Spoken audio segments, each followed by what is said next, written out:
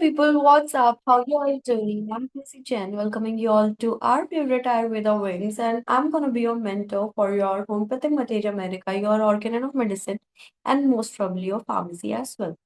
Okay, so बातें तो होती रहेंगी, eventually, since this is a very long journey and this is just your very first lecture.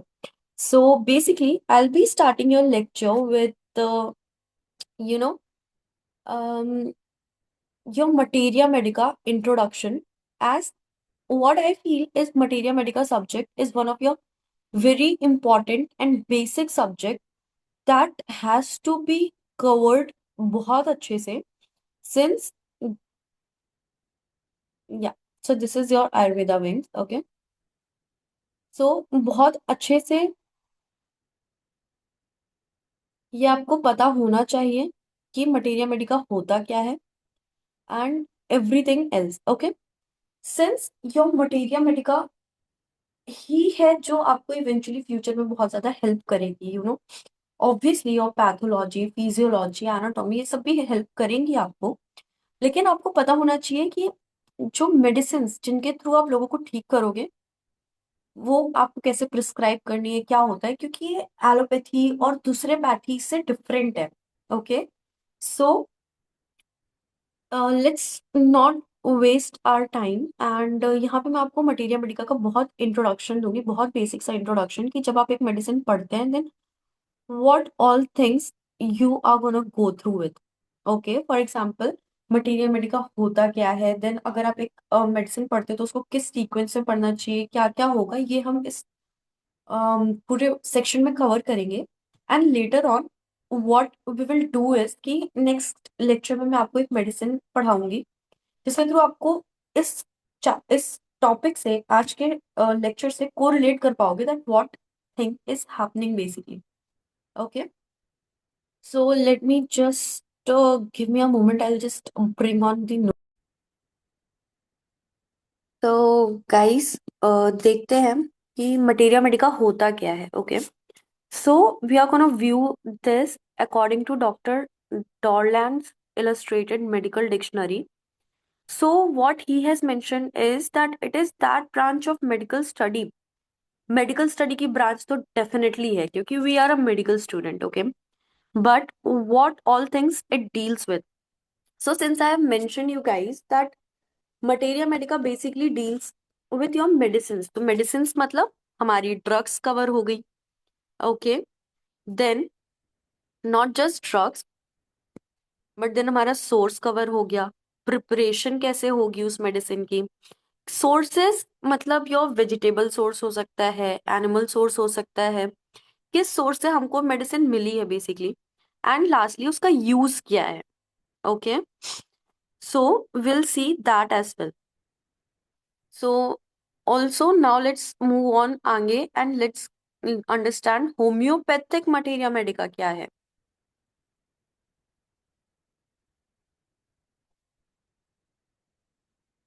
Okay, so homeopathic materia medica is basically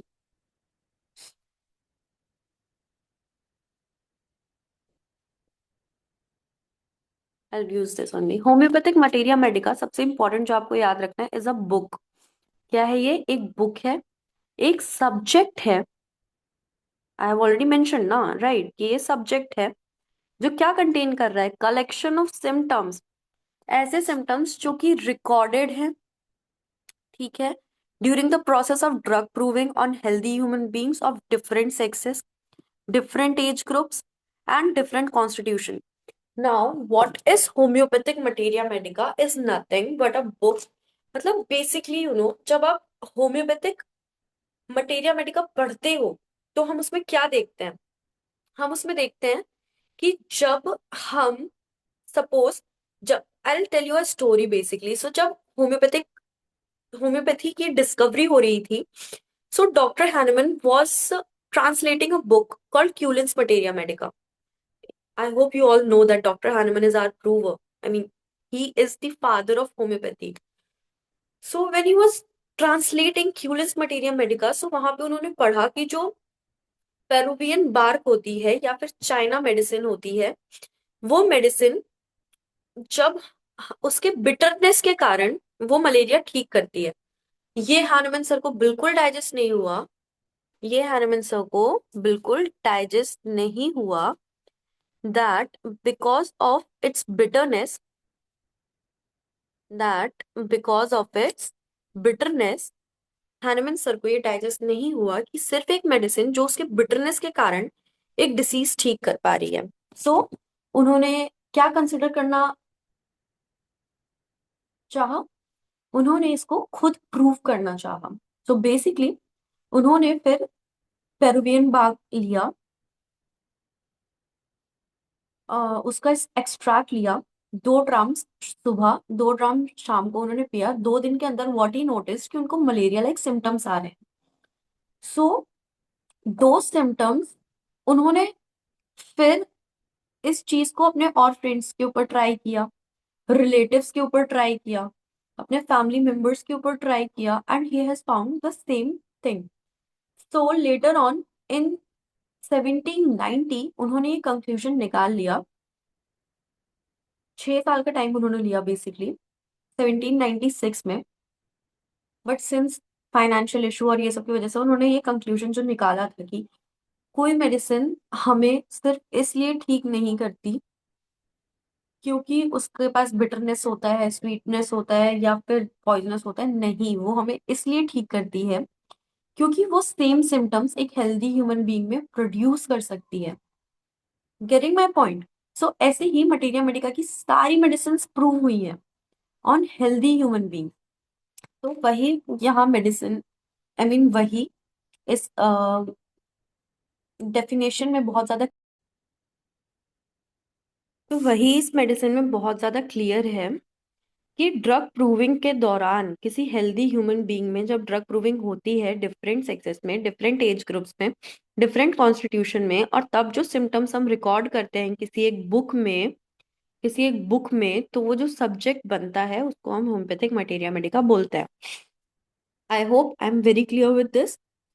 तो आगे बढ़ते हैं। अब यहाँ पे आया है एक वर्ड, ड्रग। अब ड्रग एग्जैक्टली क्या होता है, आपको 3 टर्मिनोलॉजीज आएंगी, which is your drug, medicine and remedy, जिसमें आप इन फ्यूचर कंफ्यूज हो सकते हो। ओके, एंड ये इनफैक्ट वाइवा का क्वेश्चन भी बनता है। सो आई डोंट वांट कि मेरे स्टूडेंट्स एटलीस्ट इतने खुद से चीज में कंफ्यूज हो। Okay, so drug is basically crude substance.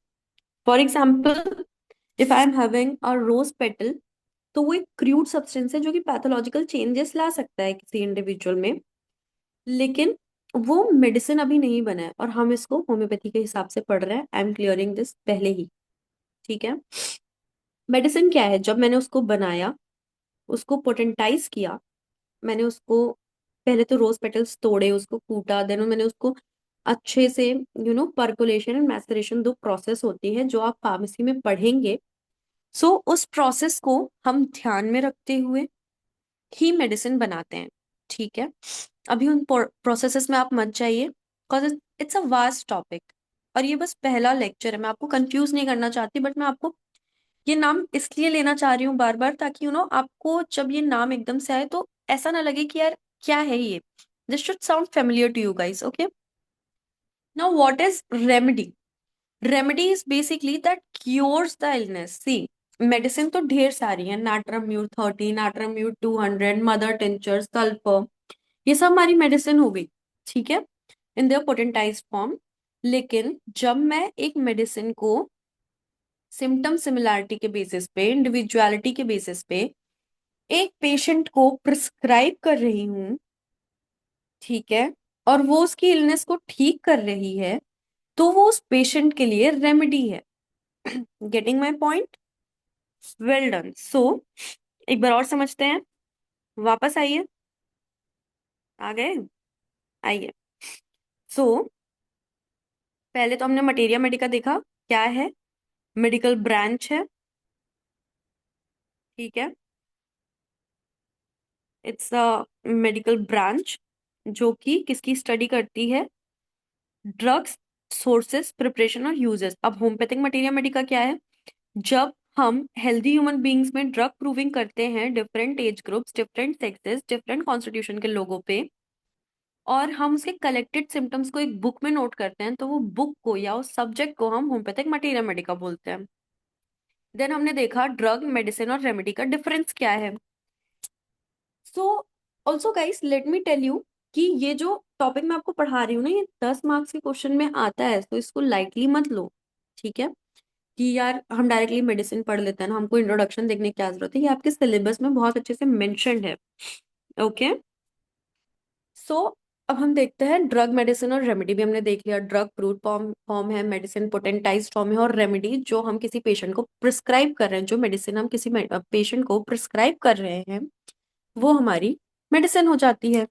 ठीक है, सो नाउ अब हमने ड्रग्स तो देख लिया, डिफरेंट एज ग्रुप समझ में आ गया, डिफरेंट कॉन्स्टिट्यूशन समझ में, डिफरेंट एज ग्रुप समझ में आ गया, डिफरेंट सेक्सेस समझ में आ गया, मेल फीमेल चिल्ड्रन अडल्ट, ये सब हमको समझ में आ गया, लेकिन different constitution, what the hell is this constitution? Not Bharat का संविधान वगैरह, वो सब यहाँ पे नहीं है, दिस इज समथिंग डिफरेंट। ठीक है, सो क्या है ये कॉन्स्टिट्यूशन, होम्योपैथिक मटेरिया मेडिका में कर क्या रहा है? सो लेट्स कम हियर, आओ देखते हैं कॉन्स्टिट्यूशन क्या है। रेड पेन यूज करें, रेड करते हैं। It is a sum total of inherited and acquired characteristics. Inherited and acquired characteristics मतलब कुछ तो हमको हमारे माँ बाप से मिले हुए हैं, दादा दादी से, नाना नानी से, मम्मी पापा से, कुछ हमने लाइफ टाइम में एक्वायर किया है। ओके, फॉर एग्जाम्पल किसी ने क्या एक्वायर किया, कोई फूड हैबिट ही एक्वायर कर लिया, स्ट्रेस में बहुत ज्यादा खाना, या फिर कुछ भी, या फिर स्पाइसी, कोई राजस्थान में रहता है तो बहुत स्पाइसी फूड खाता है, ये वो ये, समझ रहे हो? किसी को स्पोर्ट्स पसंद है, किसी को सिंगिंग पसंद है, कुछ भी ये उसने एक्वायर किया है अपने लाइफ टाइम में, तो वैसे कैरेक्टरिस्टिक्स। सो इसमें हम क्या कंसिडर करते हैं? इंडिविजुअल फिजिकल मेकअप, वो दिखता कैसा है, कितनी ऊंचाई है, कैसा कलर है, कुछ भी हो सकता है। ठीक है, जैसे हम, एक मेडिसिन है नाट्रम म्यूराइटिकम, नाट्रम म्यूर, बेसिकली NaCl सॉल्ट से बनती है। उसमें हम देखते हैं कि ब्लू रिंग अराउंड द आई, ये बस इस मेडिसिन में नहीं, हम बहुत सारे मेडिसिन में देखेंगे। एंड इमेसिएटेड नेक, इमेसिएटेड मतलब समझ रहे हैं, कुपोषित गला, मतलब वहां पे मांस बहुत कम है। Then it's mental, emotional and hereditary makeup. Okay, ये आपको धीरे धीरे समझ में आएगा। तो ये हमको पढ़ना क्यों जरूरी है कॉन्स्टिट्यूशन, है ना? लाइक बिना पढ़े भी तो काम हो जाएगा ना, हम सिम्टम्स तो नोट कर रहे हैं, तो वाई दिस? सो बेसिकली ये फिजिशियन को क्या हेल्प कर रहा है जो हम इसको इतनी इंपॉर्टेंस दे रहे हैं? Why are we doing it? So what it is basically doing ना, it helps the physician to understand what type of person patient is, and not just about the disease. हमको एक पेशेंट को जानना है homeopathy में, हमको disease को नहीं जानना है। इनफैक्ट आपको बहुत हंसी आएगी ये चीज सुन के कि हम डिसीज जैसी कोई चीज एग्जिस्ट करती है ये मानते ही नहीं। ये भी एक बहुत बड़ा कॉन्सेप्ट है, धीरे धीरे आपको ये सब समझ में आएगा, तो धीरे धीरे देखते हैं। देन ये एक कॉन्स्टिट्यूशनल रेमेडी की तरफ गाइड करती है, और एक कॉन्स्टिट्यूशनल जो रेमेडी होती है ना, वो डीपली एक्ट करती है और होलिस्टिकली एक्ट करती है। What is holistically? डीपली तो हम समझ गए, एकदम अंदर तक जाके एक्ट करेगी। होलिस्टिकली मतलब कंप्लीटली एक्ट करेगी आपके बॉडी में, लाइक सिर्फ एक सिम्टम को लेके, मतलब वो, हम जो होम्योपैथी में मेडिसिन प्रिस्क्राइब करता है ना गाइस, वो बेसिकली किसी एक इंडिविजुअल के लिए स्पेसिफिक मेडिसिन होती है। फॉर एग्जाम्पल, अगर पर्सन ए और पर्सन बी भाई बहन है, एंड दोनों को फीवर हुआ है सेम टाइम में, दोनों को पानी में भीगने की वजह से फीवर हो गया है, बट मोस्ट प्रॉब्ली चांसेस है कि दोनों की मेडिसिन अलग होगी। ठीक है, अब कॉन्स्टिट्यूशन की इम्पोर्टेंस क्या है ना? Why are we learning this constitution? पहले तो हमने देख लिया कि ये फिजिशियन को समझने में हेल्प करती है कि पेशेंट कैसा है, ना कि डिसीज कैसी है। कॉन्स्टिट्यूशनल रेमेडी तक ले जाती है डीप, जो कि डीपली और होलिस्टिकली एक्ट करती है ना? एंड हमने देखा जो कॉन्स्टिट्यूशन है वो sum total of inherited and acquired characteristics के बारे में बता रहा है। सो अब हम देख लेते हैं importance of constitution. So constitution is basically that predicts susceptibility. Now, susceptibility is very important to understand क्योंकि एक पर्सन तब तक बीमार नहीं हो सकता जब तक वो उस चीज के लिए ससेप्टेबल ना हो। हम सबके आसपास कितने सारे बैक्टीरिया, कितने सारे ऑर्गेनिजम्स कॉन्स्टेंटली प्रेजेंट है, राइट? बट हम सब तो बीमार नहीं पड़ रहे हैं, है ना? फॉर एग्जाम्पल, आप और आपका भाई दोनों ने पानी पूरी खाई एंड आपका भाई बीमार पड़ गया लेकिन आप बीमार नहीं पड़े, क्योंकि आपका भाई उस पर्टिकुलर माइक्रो ऑर्गेनिज्म के लिए ससेप्टेबल था, पर आप उतने ससेप्टेबल नहीं थे। समझे? सो ये बहुत ज्यादा इंपॉर्टेंट हो जाता है हमें ससेप्टेबिलिटी जानना। Then helps individualize remedy. Remedy क्या है? इंडिविजुअलाइजेशन से हम रेमेडी फाइंड आउट करते हैं। फॉर एग्जाम्पल, एक मेडिसिन है कैलकेरिया कार, इसी साल है। नाट्रम्यूर भी आपकी इसी साल है। मैं सिर्फ उन्हीं मेडिसिन के एग्जाम्पल दूंगी आपको जो इसी साल है। कैलकेरिया कार्ब का जो कॉन्स्टिट्यूशन है that is fair, fatty and flabby. तो FFF, fair, fatty and flabby, क्या है कैलकेरिया कार्ब का कॉन्स्टिट्यूशन? यहाँ पे देखते हैं। Calcarea carb, F F F, fair, fatty and flabby. ठीक है। सो अगर कोई पर्सन आ रहा है, now he is dark complexion, या तो वो स्लिम है, तो हम उस केस में कैलकेरिया क्रब प्रिस्क्राइब नहीं करेंगे, हम उसको पहले ही अलग कर देंगे। अब दो पेशेंट आ रहे हैं, एक को कैलकेरिया कार्ब जा रही है सेम डिसीज के लिए, दूसरे बंदे को अलग इसलिए जा रही है क्योंकि जो पहला पर्सन है वो फेयर, फैटी, फ्लैबी है, इसके कॉन्स्टिट्यूशन के हिसाब से मैच कर रहा है, सारे सिम्टम्स के हिसाब से मैच हो रहा है। पर सिर्फ सिम्टम्स मिलना इज नॉट एनफ ना, हमको कॉन्स्टिट्यूशन भी मिलाना चाहिए ताकि हम श्योर श्योर हो जाए पर्सन ठीक हो रहा है दूसरी मेडिसिन से, बट क्या वो डीपली ठीक हो रहा है? समझना इस बात को, बहुत गहरी बात है। एक पर्सन कैलकेरिया का आपसे शायद ठीक हो जाए, अगर वो उसकी कॉन्स्टिट्यूशनल रेमेडी नहीं है, मतलब डार्क कॉम्प्लेक्शन ये वाला शायद ठीक हो जाए, लेकिन कहीं ना कहीं वो हम उसको ठीक नहीं करेंगे, हम उस टाइम पे उसको सप्रेस या फिर पैलिएट कर रहे हैं। Suppression and palliation, again two very difficult terms. Kidding, बिल्कुल डिफिकल्ट नहीं है, बट हम इसको ऑर्गन एंड में देखेंगे। बस याद रखना कि ये वर्ड्स भी मैंने लिए हैं। ओके, तो अगेन वापस आइए। Then help select correct potency, robust. अब पोटेंसी क्या होती है? मैंने आपको बताया कि हम उसका मदर टिंचर बनाएंगे। पोटेंसी इज लाइक हम मेडिसिन की क्वांटिटी कम कर रहे हैं लेकिन क्वालिटी इनहेंस कर रहे हैं। क्या कम कर रहे हैं? क्वांटिटी कम कर रहे हैं लेकिन क्वालिटी इनहेंस कर रहे हैं। ओके। सो जो रॉबस्ट पर्सन होते हैं, बहुत स्ट्रॉन्ग पर्सन होते हैं, उनको हायर पोटेंसी की मेडिसिन जाती है। Then weak and very sensitive के लिए low potency. Now potency select करने के बस ये दो क्राइटेरियाज नहीं है। ओके, बहुत सारे क्राइटेरियाज हैं जिनको हम धीरे धीरे कंसिडर करेंगे। ओके, सो हम इसका थर्मल देखते हैं, टेम्परेचर देखते हैं, टेम्परामेंट देखते हैं, sorry, temperature comes under thermal only, and then diathesis. एक एक करके एक्सप्लेन करती हूँ।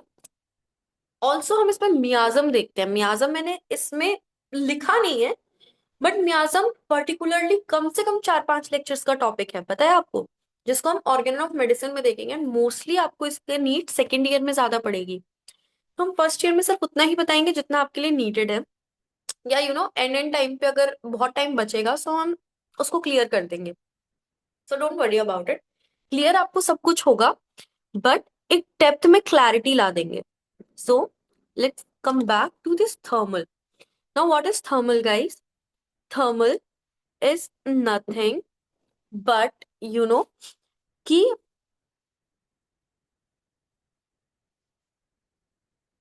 या सो अगर कोई पर्सन है जो कोल्ड से उसकी कंप्लेन्स एग्रावेट हो रही है या कोल्ड उसको बिल्कुल बर्दाश्त नहीं है, then that person is chilly patient. क्या है? चिली पेशेंट, क्योंकि कोल्ड से उसकी चीजें एग्रावेट हो रही हैं। अगर मुझे खांसी है और मैं आइसक्रीम पे आइसक्रीम खा रही हूँ, अगले दिन मेरा गला और बैठ जाएगा, आवाज निकलना बंद हो जाएगी, तो मुझे कोल्ड से एग्रावेशन हो रहा है। तो कोल्ड मेरे लिए बहुत डेंजरस है, या उसकी वजह से मेरे एलिमेंट्स आ रहे हैं, तो मैं एक चिली पेशेंट हुई। ओके। सो अगर वाइस वर्सा, अगर हॉट से मुझे एग्रावेशन है, मुझे गर्मी बिल्कुल बर्दाश्त नहीं हो पा रही है, सो मैं एक हॉट पेशेंट हुई। ठीक है। ऑल्सो ना ही मुझे ज्यादा ठंड इफेक्ट कर पाती है, ना ही मुझे ज्यादा हॉट इफेक्ट कर पाता है, या मुझे बहुत ज्यादा कोल्ड इफेक्ट कर रहा है और मुझे हॉट भी बहुत सेम टाइम पे इफेक्ट कर रहा है। Then I am a then I am a ambithermal. क्या हूं मैं उस केस में? एम्बीथर्मल। सो थर्मल में हम लिखते हैं हॉट एंड चिली। ठीक है। या फिर एम्बीथर्मल।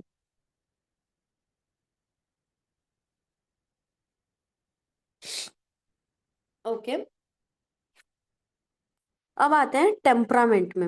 What is temperament? टेम्परामेंट को ना गाइस बेसिकली हम स्वभाव में कंसिडर करते हैं। किस में कंसिडर करते हैं? मतलब not consider basically, but temperament को हम हिंदी में स्वभाव बोलते हैं। क्या बोलते हैं? स्वभाव बोलते हैं। ठीक है।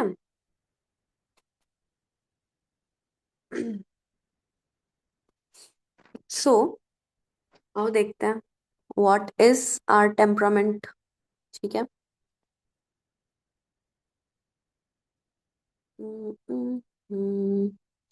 Give me a second. Okay.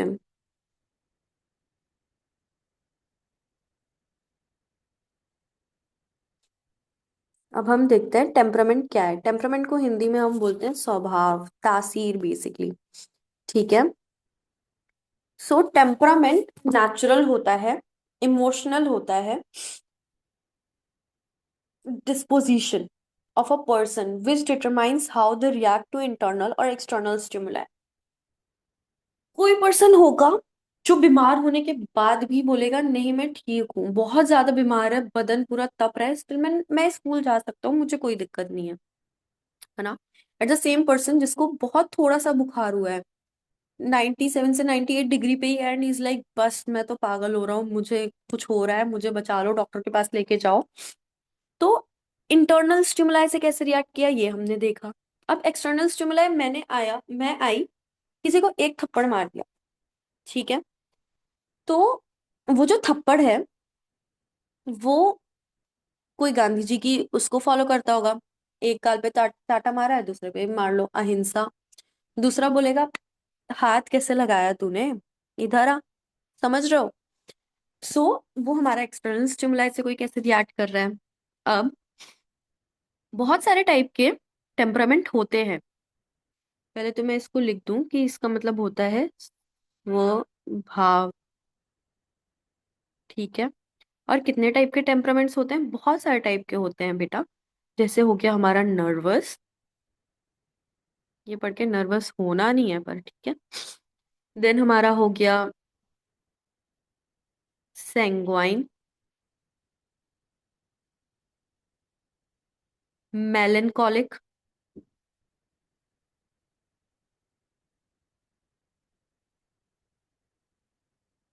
बिलियस। ठीक है। इतने सारे टाइप के हमारे पास टेम्परामेंट हैं। सो बेसिकली बिलियस जो मैंने लिखा था वो ब्लड से, आई एम सॉरी, वो बाइल से रिलेटेड है, मतलब लीवर वगैरह जहाँ पे अगर ज्यादा चीजें हमको देखने मिलेंगी तो वहाँ पे हम बिलियस टेम्परामेंट बोल सकते हैं। सैंग्वाइन ब्लड से रिलेटेड होता है। अब ये जो टेम्परामेंट होता है ना, ये हमको कुछ जो कंपोनेंट्स होते हैं जैसे air, water, soil and earthy. तो इसमें हम अर्थ को तो ज्यादा कंसिडर नहीं करते हैं, बट एयर वाटर सॉइल को कंसिडर करके हम, ये थीम्स हमारी बनी हुई हैं। ये भी एक वास्ट टॉपिक है गाइस, जो आप ऑर्गेनिक में ज्यादा अच्छे से समझ पाओगे, सो यहाँ पे टाइम वेस्ट करने का कोई पॉइंट ही नहीं है ना। बट ऊपर ऊपर से हमको मोटा मोटा पता चल गया, है ना। सो आओ, now let's talk about our diathesis. Our diathesis, ये भी एक बहुत क्यूट सा टॉपिक है बेसिकली। अच्छा है, समझ में आएगा भी। इनहेरिटेड है ये, एक्वायर्ड है। Tendency of a individual to develop a particular group of disease. Tendency किसकी है? एक इंडिविजुअल की, to develop a particular disease.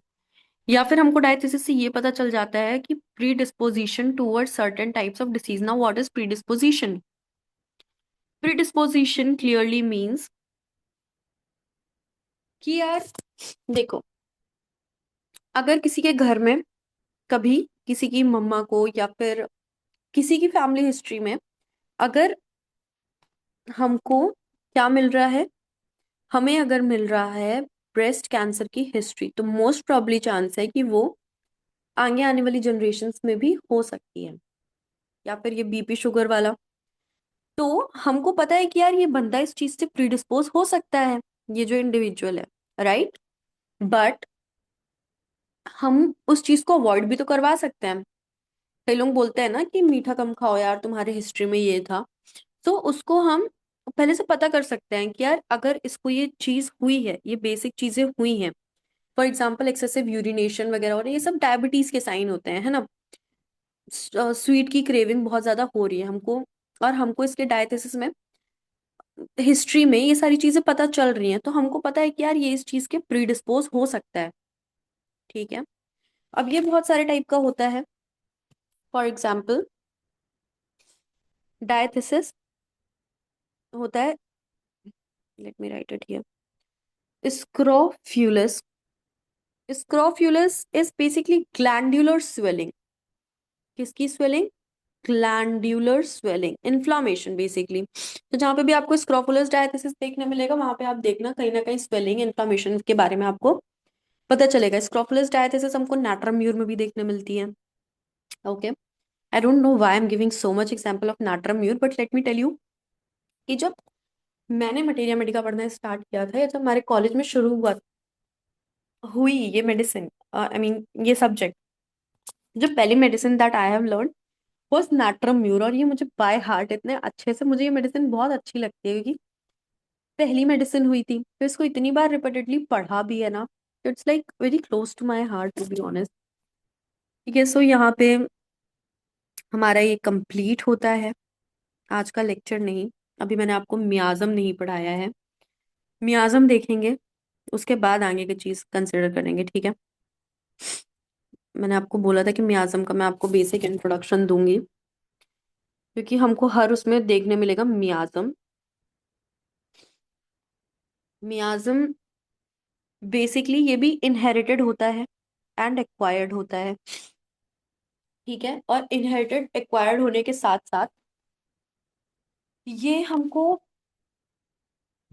मतलब अगर क्रॉनिक डिसीजेस में बेसिकली हम मियाजम को कंसिडर करते हैं ज्यादा, लेकिन एक्यूट डिसीजेस में भी अगर हमारे अंदर मियाजम प्रेजेंट नहीं है बेसिकली, तो हम डिसीज के लिए एक्सपोज हो ही नहीं सकते। सबसे पुराना जो मियाजम था वो सोरा था, सिफिलिस था, साइकोसिस था।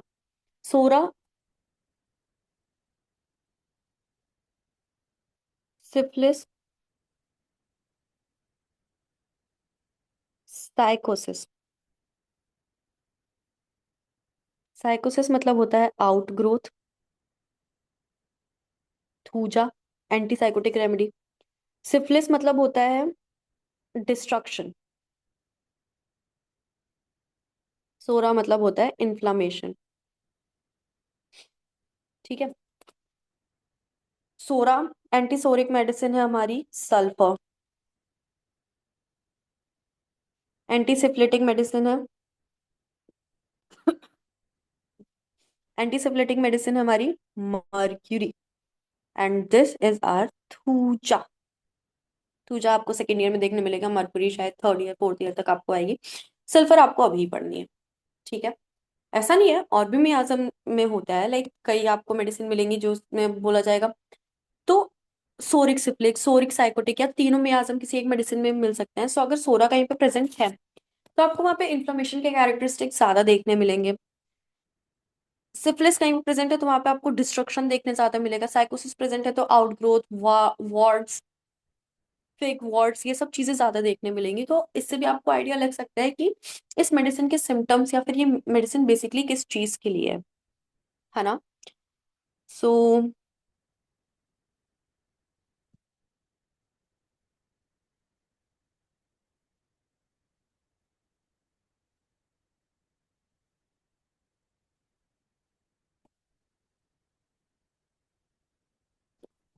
so guys, yeah. So guys, that's it for this lecture. I hope आप समझने का आपने ट्राई किया होगा, मैंने जितना हो सकता था समझाया है। कोई भी क्वेरी होगी, कोई भी डाउट होगा तो डेफिनेटली जो नेक्स्ट लेक्चर होगा जिसमें मैं आपको मेडिसिन पढ़ाऊंगी वो बहुत हद तक क्लियर हो जाएगा। इसमें मैंने आपको बहुत हद तक बताने की चीजें कोशिश करी हैं। एंड डायथिसिस का हिंदी में हम क्या बोलते हैं, उसको प्रवृत्ति बोलते हैं या प्रवणता बोलते हैं। ठीक है। मेरी हिंदी थोड़ी वीक है, सो डोंट माइंड। मतलब नॉट ऐसे वीक है, बट इन जनरल आप सम कोरिलेट कर सकते होंगे। So I guess that's it for this lecture. Introductory lecture था, थोड़ा छोटा लेक्चर था, बट डोंट वरी, आगे के लेक्चर्स कुछ बहुत बड़े भी हो सकते हैं, कुछ बहुत छोटे भी हो सकते हैं। एंड मैं अपनी तरफ से पूरा ट्राई करूंगी, लाइक 100% कि आपको चीजें समझ में आए, आप बहुत अच्छे से चीजों को कोरिलेट कर पाए, एंड